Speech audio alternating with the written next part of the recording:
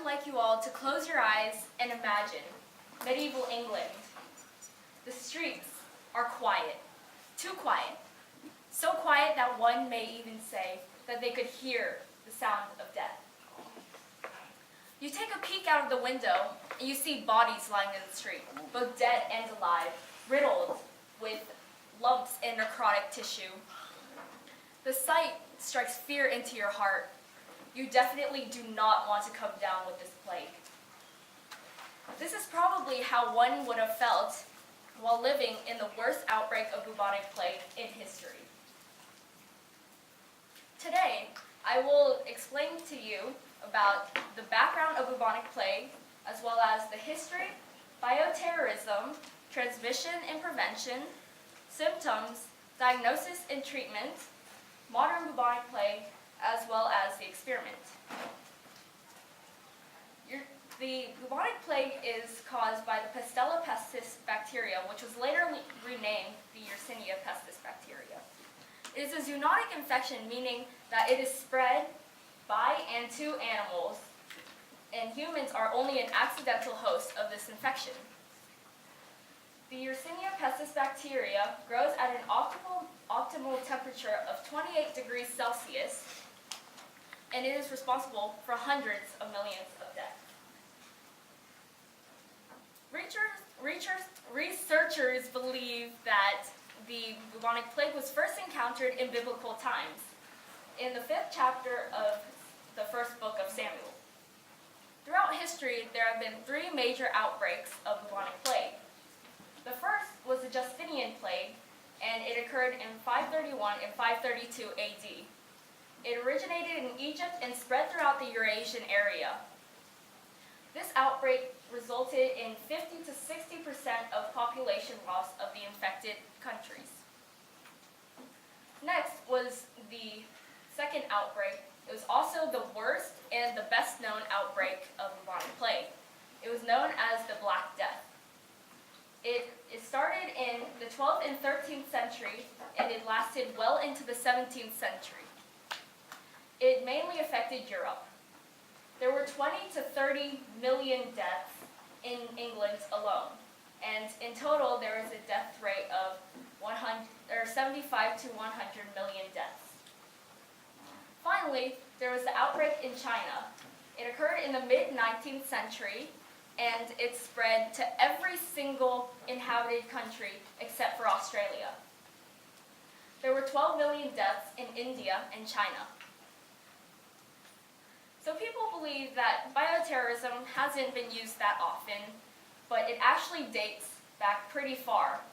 These are 3 examples of bioterrorism with just bubonic plague. First, in 400 BC, Scythian archers would dip their blood in infected blood, feces, and tissue, and they would fire them at their enemies.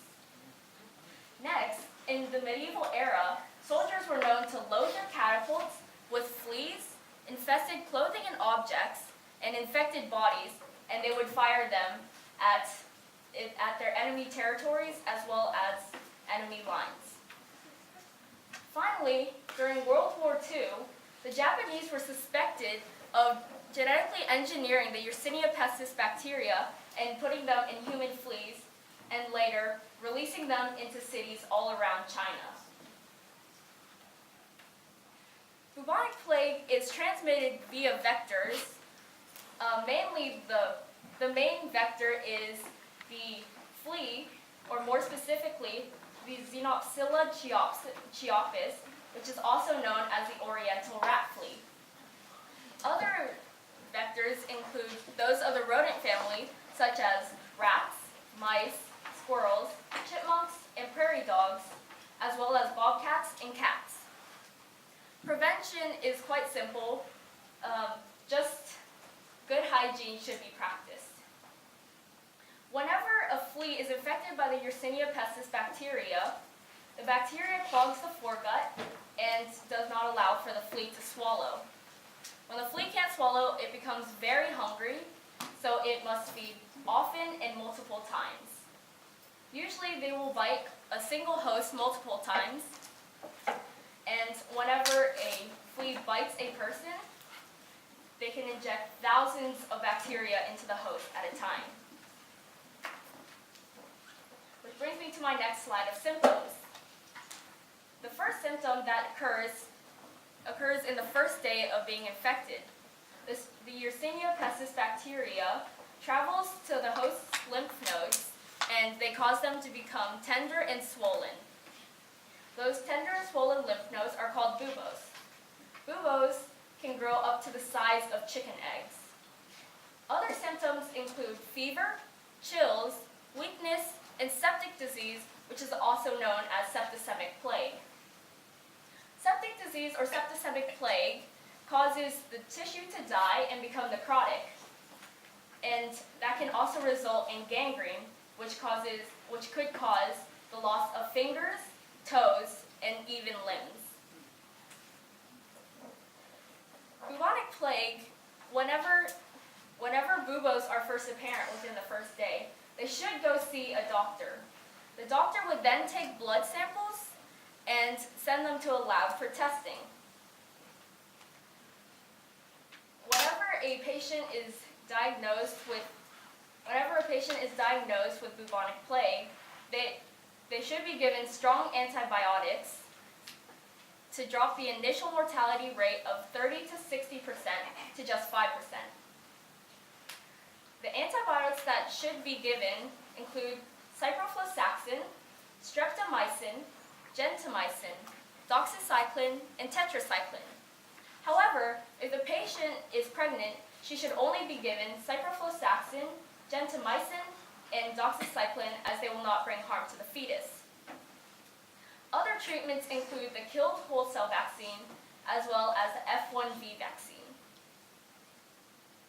People believe that bubonic plague is gone because they haven't heard of it recently. However, that's not true. Bubonic plague is still evident in our world. It's very rare, and it only has about 1,000 to 2,000 cases per year, resulting in 100 to 200 deaths. Bubonic plague affects populations in the Eurasian area, Africa, South America, Southwest U.S., as well as Madagascar. Because there are no true vaccines of bubonic plague, I know you may be confused because I've said that there is a killed whole cell vaccine as well as an F1V vaccine. They're not actually vaccines, they're just treatments at this stage. So Alvarez and his colleagues wanted to create an actual vaccine that would be safe, easy to create and grow, be easy to administer, easy to distribute, as well as be cost efficient. They used the tomato as an ideal base because it incorporated an immune response within a person. So they genetically modified a tomato with the F1V vaccine, which is made of the flagellin and 2 antigens of the Yersinia pestis bacteria. So to create their vaccine, they use a tomato, and they would use it when it was in its green stage, and they would pulverize and freeze dry it into a powder. This first graph shows why they would use the tomato in its green stage. When it was in its green stage, the TSP, or total soluble proteins, would be at its peak point, and it would decrease rapidly after reaching this point. The second graph shows the results of their experiment. Their experiment group was 11 mice. 5 were given the wild or normal type tomato, and the other 6 were given the F1V vaccine. As you can see, the F1V vaccine had much better results than the normal type tomato and having no tomato at all. So hopefully, with this vaccine, one day, bubonic plague could be completely eradicated from our world. However, this day has not arrived yet. There are still cases every year. It is important to practice good hygiene and to watch for flea infestations. You would not want to be responsible for the next plague outbreak, would you? Here's my list of references, and thank you for listening. Raise your hand if you have a question. Yes, Will. So I forgot what it's gangrene that causes like the loss of like your limbs. Or Yes. So how does that happen? Does it like make the pain so great that you cut it off, or like? Well, okay, so whenever gangrene happens, it cuts off the oxygen supply to your limbs or digits, and then it will require amputation because you can't use it anymore. Yes. What did you say F1V stands for? F1V doesn't really stand for anything, but it's made of the flagellin and two antigens of the Yersinia pestis.